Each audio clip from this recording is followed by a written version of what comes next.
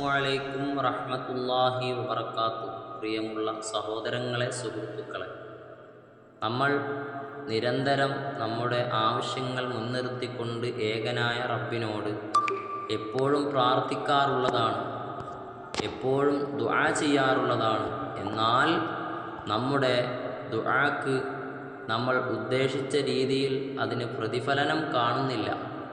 എന്നാൽ വിഷമിക്കേണ്ട ആവശ്യം നമുക്കില്ല. അള്ളാഹു അതിനുള്ളതായ സംവിധാനങ്ങൾ, അതിനുള്ളതായ സൗകര്യങ്ങൾ നമുക്ക് ഒരുക്കി തരികയാണ്. ഒരുപാട് പ്രശ്നങ്ങൾക്ക് പരിഹാരം അള്ളാഹു സുബ്ഹാനഹു വ തആല നമുക്ക് തരികയാണ്. ഒരാൾ ദുആ ചെയ്താൽ അവൻ്റെ ദുആയിനെ അള്ളാഹു സ്വീകരിക്കുകയില്ല എന്നതല്ല നമ്മൾ വെക്കേണ്ടത്. മറിച്ച് നാം ദുആ ചെയ്തത് റബ്ബ് സ്വീകരിക്കുമെന്ന ആത്മാർത്ഥതയോടുകൂടെ, ആത്മാർത്ഥമായ മനസ്സോടുകൂടെ, നല്ല നീയത്തോടുകൂടെ, നല്ല ഉദ്ദേശത്തോടുകൂടെ റബ്ബിനോട് നാം ദുആ ചെയ്താൽ അള്ളാഹു അത് സ്വീകരിക്കുന്നതാണ്.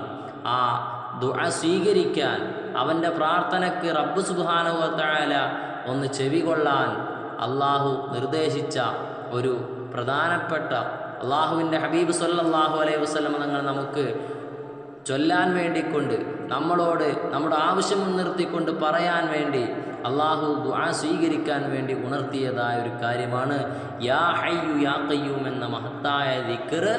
ആരെങ്കിലും 313 തവണ ചൊല്ലിയിട്ട് അവൻ്റെ സാധ്യത്തിന് വേണ്ടി, കാര്യങ്ങൾ എത്രയും പെട്ടെന്ന് എളുപ്പമാകാൻ വേണ്ടി, അവൻ ഉദ്ദേശിച്ച മുറാദുകൾ എന്താണോ അത് എത്രയും പെട്ടെന്ന് സഫലമാവാൻ വേണ്ടിക്കൊണ്ട് ഈ 313 വട്ടമുള്ള യാ ഹയ്യു യാ ഖയ്യൂം എന്ന ആ ദിക്ർ 313 വട്ടം ഒരാൾ ചൊല്ലിയിട്ട് അവൻ എന്ത് ചോദിച്ചാലും റബ്ബ് സുബ്ഹാനഹു വ തആല അവൻ്റെ പ്രാർത്ഥനയ്ക്ക് ഉത്തരം നൽകുന്നതാണ്.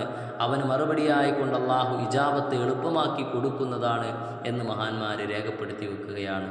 ആ അടിസ്ഥാനത്താൽ നമ്മുടെ ദുആയും ഇത്തരത്തിലുള്ളതായ ദിക്റുകൾ കൊണ്ട് ധന്യമാക്കി പ്രാർത്ഥനകളിൽ നമ്മൾ സദാസമയം മുഴുകുവാൻ നാം തയ്യാറാകണം. നമ്മുടെ ജീവിതത്തിൽ വലിയ വിജയങ്ങൾ അല്ലാഹു സുബ്ഹാനഹു വ തആല തന്നനുഗ്രഹിക്കുമാറാകട്ടെ എന്ന പ്രാർത്ഥനയോടുകൂടെ എല്ലാവരും ജീവിതത്തിൽ പതിവാക്കുക. അല്ലാഹു സുബ്ഹാനഹു വ തആല തൗഫീഖ് നൽകി അനുഗ്രഹിക്കട്ടെ. അസ്സലാമു അലൈക്കും വറഹ്മത്തുള്ളാഹി വബറകാതുഹു.